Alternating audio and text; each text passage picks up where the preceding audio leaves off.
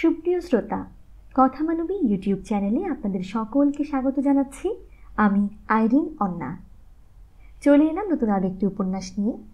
আমাদের এবারের নিবেদন শরৎচন্দ্র চট্টোপাধ্যায়ের লেখা বিখ্যাত এবং অত্যন্ত জনপ্রিয় উপন্যাস দেবদাস। আজ প্রথম পর্ব।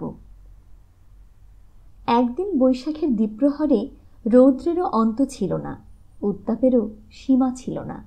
ঠিক সেই সময়টিতে মুখুজ্জেদের দেবদাস পাঠশালা ঘরের এক কোণে ছেঁড়া মাদুরের ওপর বসিয়া স্লেট হাতে লইয়া চক্ষু চাহিয়া বুঝিয়া পা ছড়াইয়া হাই তুলিয়া অবশেষে হঠাৎ খুব চিন্তাশীল হইয়া উঠিল এবং নিমেষে স্থির করিয়া ফেলিল যে এই পরম রমণীয় সময়টিতে মাঠে মাঠে ঘুড়ি উড়াইয়া বেড়ানোর পরিবর্তে পাঠশালায় আবদ্ধ থাকাটা কিছু নয়। উর্বর মস্তিষ্কে একটা উপায়ও গজাইয়া উঠিল। সে স্লেট হাতে উঠিয়া দাঁড়াইল। পাঠশালায় এখন টিফিনের ছুটি হইয়াছে।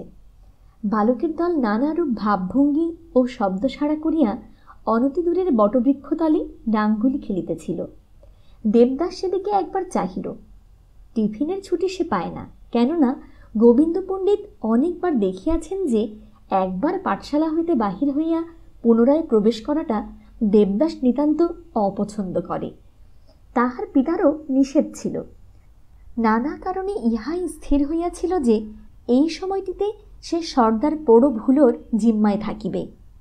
এখন ঘরের মধ্যে শুধু পণ্ডিত মহাশয় দ্বীপ্রাহরিক আলস্যে চক্ষু মুদিয়া শয়ন করিয়াছিলেন এবং সর্দার পোড়ো ভুলো এক কোণে হাত পা ভাঙা একখণ্ড বেঞ্চের উপর ছোটোখাটো পণ্ডিত সাজিয়া বসিয়াছিল এবং মধ্যে মধ্যে নিতান্ত তাচ্ছিল্যের সহিত কখনো বা ছেলেদের খেলা দেখিতেছিল, কখনো বা দেবদাস এবং পার্বতীর প্রতি আলস্য কটাক্ষ নিক্ষেপ করিতেছিল।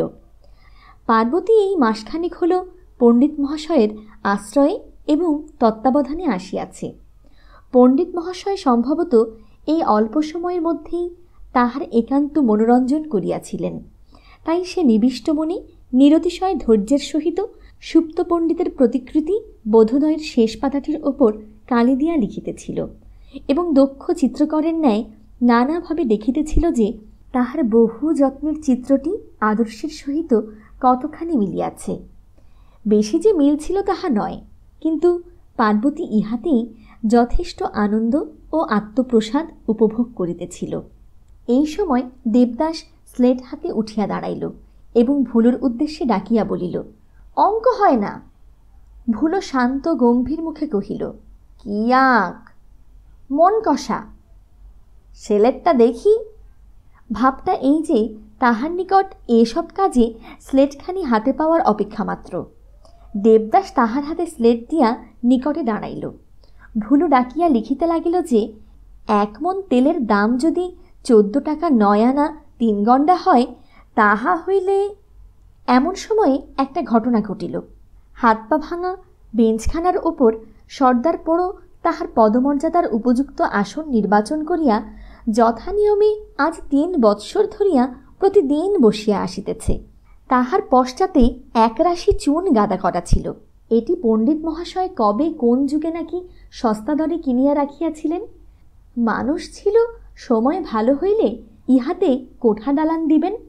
কবে যে সে শুভদিন আসিবে তাহা জানি না, কিন্তু এই শ্বেত চূর্ণের প্রতি তাহার সতর্কতা এবং যত্নের অবধি ছিল না। সংসারানুভিজ্ঞ অপরিণামদর্শী কোনো অলক্ষ্যে আশ্রিত বালক ইহার রেণুমাত্র নষ্ট না করিতে পারে, এই জন্য প্রিয়পাত্র এবং অপেক্ষাকৃত বয়স্ক ভোলানাথ এই সযত্ন সঞ্চিত বস্তুটি সাবধানে রক্ষা করিবার ভার পাইয়াছিল এবং তাই সে বেঞ্চের উপর বসিয়া ইহাকে আগুলিয়া থাকিত। ভোলানাথ লিখিতেছিল, 1 মণ তেলের দাম যদি 14 টাকা 9 আনা 3 গণ্ডা হয়, তাহা হইলে। ও গো বাবা গো! তাহার পর খুব সাড়া শব্দ হইল। পার্বতী ভয়ানক উচ্চকণ্ঠে চেঁচাইয়া হাততালি দিয়া মাটিতে লুটাইয়া পড়িল। সদ্য নিদ্রোত্থিত গোবিন্দ পণ্ডিত রক্তনেত্রে একেবারে উঠিয়া দাঁড়াইলেন। দেখিলেন গাছতলায় ছেলের দল একেবারে সার বাঁধিয়া হৈ হৈ শব্দে ছুটিয়া চলিয়াছে এবং তখনই চক্ষে পড়িল যে ভগ্ন বেঞ্চের উপর একজোড়া পা নাচিয়া বেড়াইতেছে এবং চুলের মধ্যে আগ্নেয়গিরির অগ্নুৎপাত হইতেছে। চিৎকার করিলেন, কি কি কি রে?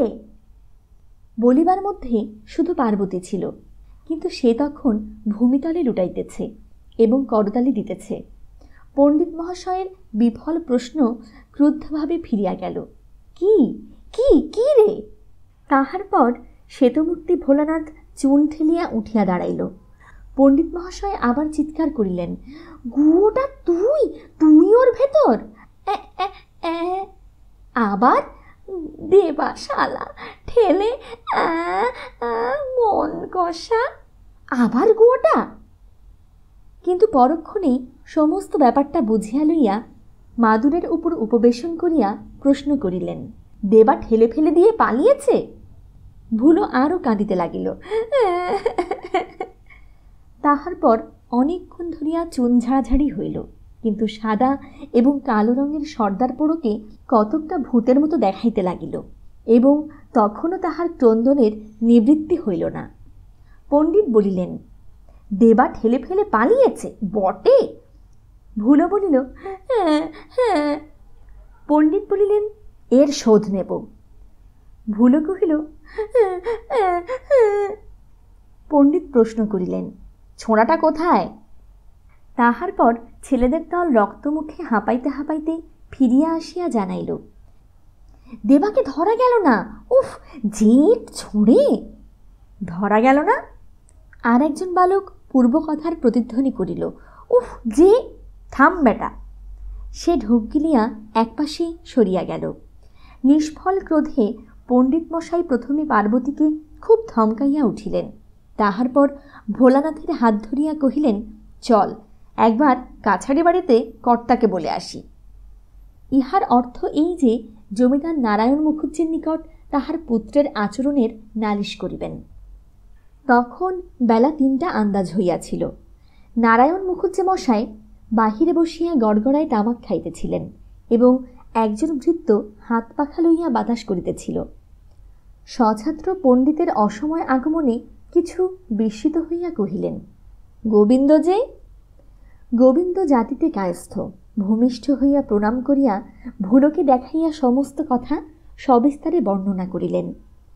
মুখুজ্জে মশাই বিরক্ত হইলেন, বলিলেন, তাই তো, দেবদাস যে শাসনের বাইরে গেছে দেখছি। কি করি, আপনি হুকুম করুন। জমিদারবাবু নলটা রাখিয়া দিয়া কহিলেন, কোথা গেল সে? তা কি জানি, যারা ধরতে গিয়েছিল তাদের ইট মেরে তাড়িয়েছে। তাহারা দুইজনেই কিছুক্ষণ চুপ করিয়া রহিলেন। নারায়ণবাবু বলিলেন, বাড়ি এলে যা হয় করব। গোবিন্দ ছাত্রের হাত ধরিয়া পাঠশালায় ফিরিয়া গিয়া মুখ ও চোখের ভাবভঙ্গিতে সমস্ত পাঠশালা সন্ত্রাসিত করিয়া তুলিলেন এবং প্রতিজ্ঞা করিলেন যে দেবদাসের পিতা সে অঞ্চলের জমিদার হইলেও তাহাকে আর পাঠশালায় ঢুকিতে দেবেন না। সেদিন পাঠশালার ছুটি কিছু পূর্বেই হইল। যাইবার সময় ছেলেরা অনেক কথা বলাবলি করিতে লাগিল। একজন কহিল, উফ, দেবা কি সন্ধ্যা দেখেছিস? আর একজন কহিল, ভুলোকে আচ্ছা জব্দ করেছে। উহ, কি ঢিল ছোড়ে রে বাবা। আর একজন ভুলোর তরফ হইতে কহিল, ভুলো শোধ নেবে দেখিস। ইস, সে তো আর পাঠশালায় আসবে না যে শোধ নেবে। এই ক্ষুদ্র দলটির একপাশে পার্বতীও বই স্লেট লইয়া বাড়ি আসিতেছিল। সে নিকটবর্তী একজন ছেলের হাত ধরিয়া জিজ্ঞাসা করিল, মণি, দেবদাদাকে আর পাঠশালায় সত্যি আসতে দেবে না? মণি বলিল, না, কিছুতেই না। পার্বতী সরিয়া গেল।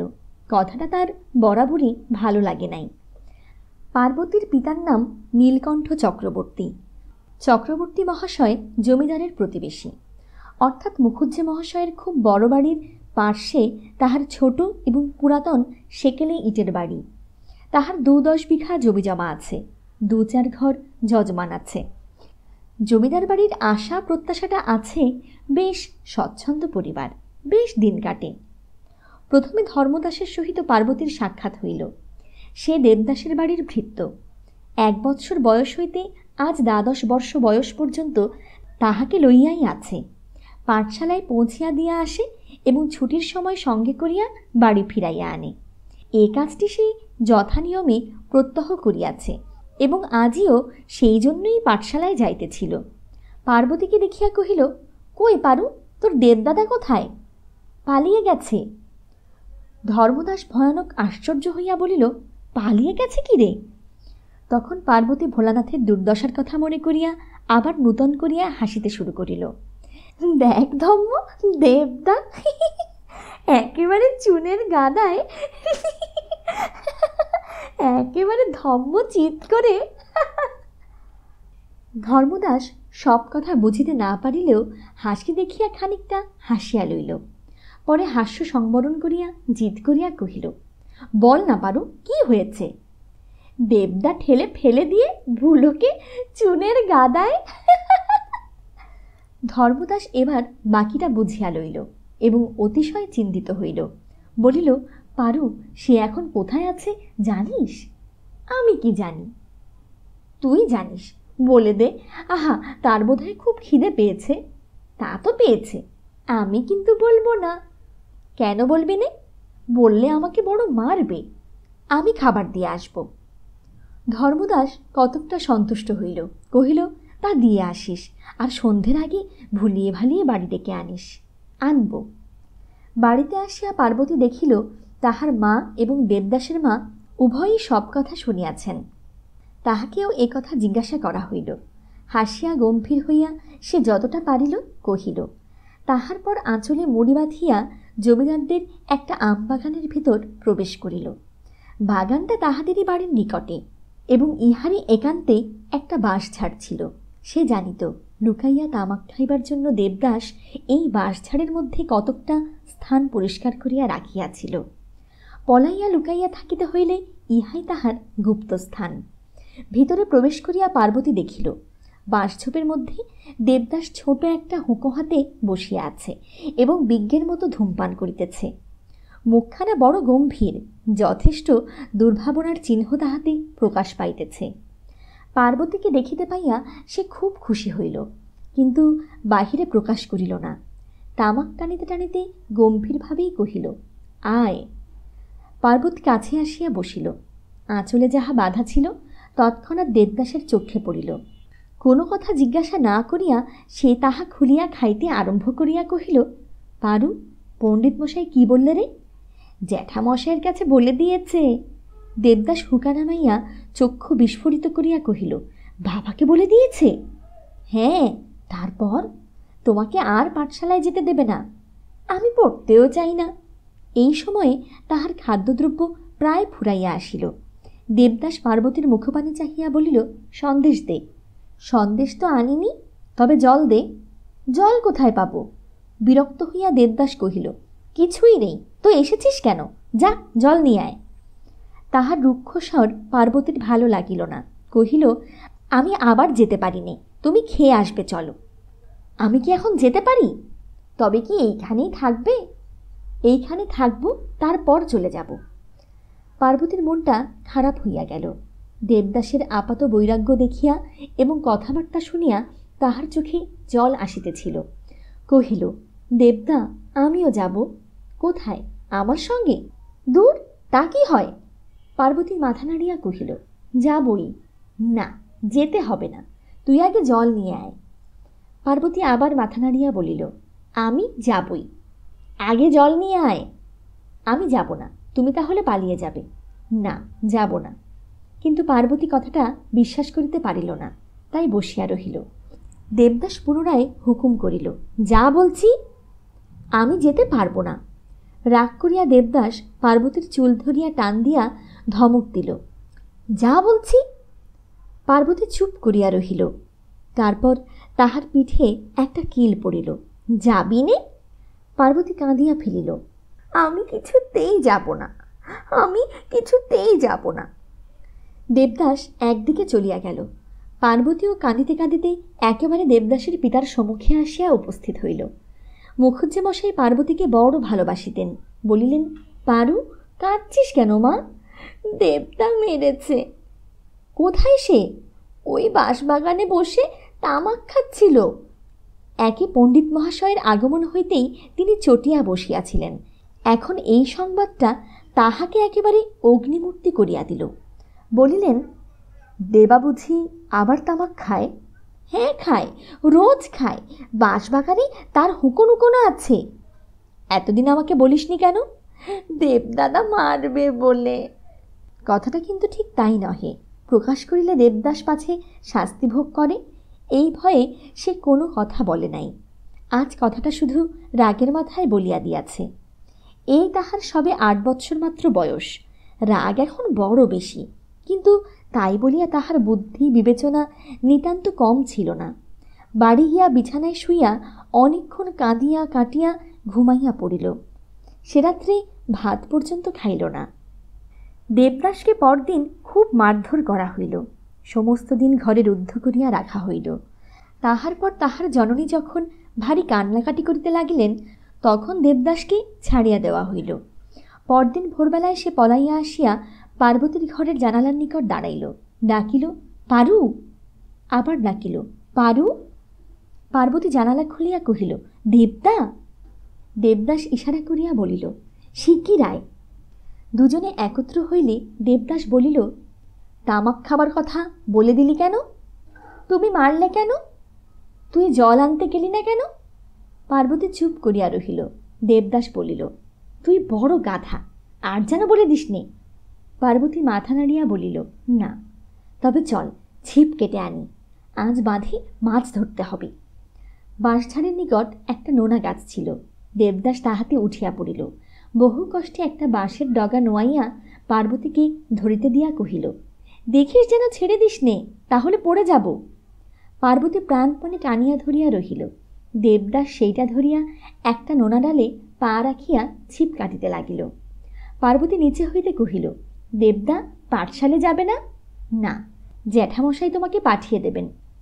বাবা আপনি বলেছেন, আমি আর ওখানে পড়ব না। বাড়িতে পণ্ডিত আসবে। পার্বতী একটু চিন্তিত হইয়া উঠিল। পরে বলিল, কাল থেকে গরমের জন্য আমাদের সকালবেলা পাঠশালা বসে, আমি এখনই যাব। দেবদাস উপর হইতে চক্ষু রাঙাইয়া বলিল, না, যেতে হবে না। এই সময়ে পার্বতী একটু অন্যমনস্ক হইয়া পড়িল। অমনি বাঁশের ডগা উপরে উঠিয়া গেল এবং সঙ্গে সঙ্গে দেবদাস নোনা ডালা হইতে নিচে পড়িয়া গেল। বেশি উঁচু ছিল না বলিয়া তেমন লাগিল না, কিন্তু গায়ে অনেক স্থানে ছড়িয়া গেল। নিচে আসিয়া ক্রুদ্ধ দেবদাস একটা শুষ্ক কঞ্চি তুলিয়া লইয়া পার্বতীর পিঠের উপর, গালের উপর যেখানে সেখানে সজোরে ঘা কতক বসাইয়া দিয়া বলিল, যা, দূর হয়ে যা। প্রথমে পার্বতী নিজেই লজ্জিত হইয়া পড়িয়াছিল, কিন্তু যখন ছড়ির পর ছড়ি ক্রমাগত পড়িতে লাগিল, তখন সে ক্রোধে ও অভিমানে চক্ষু দুটি আগুনের মতো করিয়া কাঁদিয়া বলিল, এই আমি জ্যাঠামশাইয়ের কাছে যাচ্ছি। দেবদাস রাগিয়া আরেক ঘা বসাইয়া দিয়া বলিল, যা, এখনই বলে দিকে যা, বইয়েই গেল। পার্বতী চলিয়া গেল। যখন অনেকটা গিয়াছে, তখন দেবদাস ডাকিল, পারু। পার্বতী শুনিয়াও শুনিল না, আরও দ্রুত চলিতে লাগিল। দেবদাস আবার ডাকিল, ও পারু, শুনে যা না। পার্বতী জবাব দিল না। দেবদাস বিরক্ত হইয়া কতকটা চিৎকার করিয়া কতকটা আপন মনে বলিল, যাক, মরুক গে। পার্বতী চলিয়া গেল। দেবদাস যেমন তেমন করিয়া 2-1টা ছিপ কাটিয়া লইল। তাহার মনটা বিগড়াইয়া গিয়াছিল। কাঁদিতে কাঁদিতে পার্বতী বাড়ি ফিরিয়া আসিল। তাহার গালের উপর ছড়ির দাগ নীল হইয়া ফুলিয়া রহিয়াছে। প্রথমেই ঠাকুরমার চোখে পড়িল। তিনি চেঁচাইয়া উঠিলেন, ও গো মা গো, কে এমন করে মারলে পারু? চোখ মুছিতে মুছিতে পার্বতী কহিল, পণ্ডিত মশাই।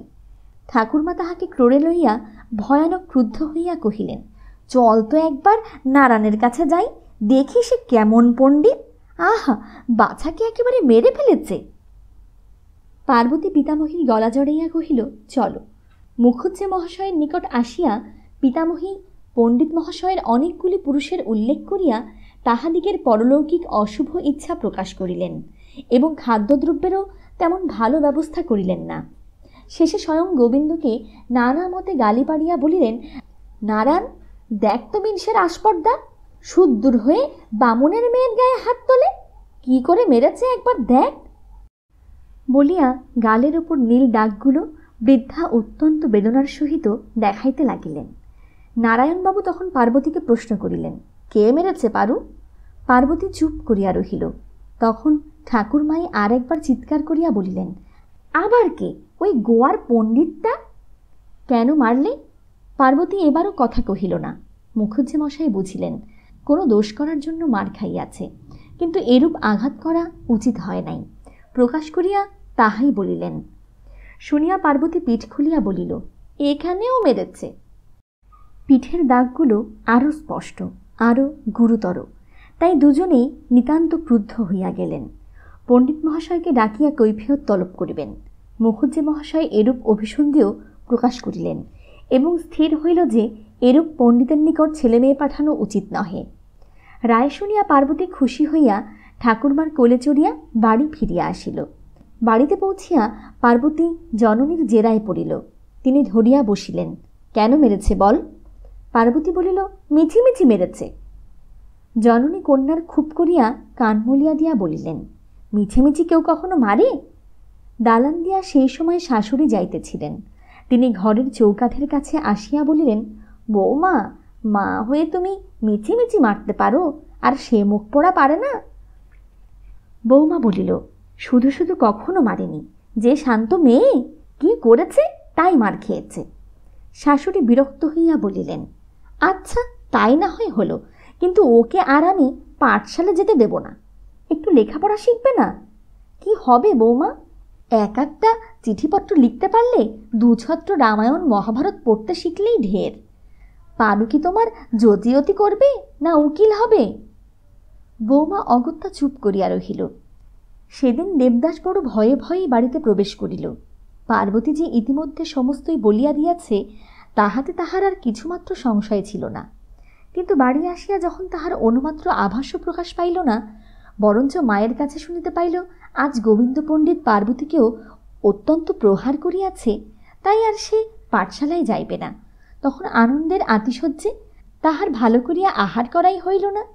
কোনো মতে নাকে মুখে গুজিয়া পার্বতীর কাছে ছুটিয়া আসিয়া হাঁপাইতে হাঁপাইতে বলিল, তুই আর পাঠশালে যাবি নি? না। কি করে হলো রে? আমি বললুম, পণ্ডিত মশাই মেরেছে। দেবদাস খুব একগাল হাসিয়া তাহার পিঠ ঠুকিয়া দিয়া মত প্রকাশ করিল যে তাহার মতো বুদ্ধিমতী এ পৃথিবীতে আর নাই। তাহার পর ধীরে ধীরে সে পার্বতীর গালের নীল দাগগুলি সযত্নে পরীক্ষা করিয়া নিঃশ্বাস ফেলিয়া কহিল, আহা। পার্বতী একটু হাসিয়া মুখপানে চাহিয়া বলিল, কি, বড় লেগেছে না রে পারু? পার্বতী ঘাড় নাড়িয়া বলিল, আহা, কেন অমন করিস? তাই তো রাগ হয়, তাই তো মারি। পার্বতীর চোখে জল আসিল। মনে ভাবিল জিজ্ঞাসা করে, কি করি? কিন্তু পারিল না। দেবদাস তাহার মাথায় হাত রাখিয়া বলিল, আর অমন করো না কেমন? পার্বতী মাথা নাড়িয়া বলিল, না। দেবদাস আর একবার তাহার পিঠ ঠুকিয়া দিয়া কহিল, আচ্ছা, আর কখনো তোকে আমি মারব না। সুপ্রিয় শ্রোতা, এই ছিল আজকের পর্বটি। পরবর্তী পর্বটি পেতে কথা মানবী ইউটিউব চ্যানেলটি সাবস্ক্রাইব করে পাশে থাকা বেল আইকনটি অন করে নিন। আর আমাদের কাজগুলো যদি আপনাদের ভালো লেগে থাকে, তবে লাইক, কমেন্ট এবং শেয়ার করে বন্ধুদের মাঝে ছড়িয়ে দেবার অনুরোধ রাখছি। সকলে খুব ভালো থাকুন, সুস্থ থাকুন, আনন্দে থাকুন, নিরাপদে থাকুন। নিজের জন্যে বাঁচুন, নিজের আপন মানুষদের জন্যে বাঁচুন। অনেক অনেক শুভকামনা জানিয়ে আজকের মতো এখানেই শেষ করছি।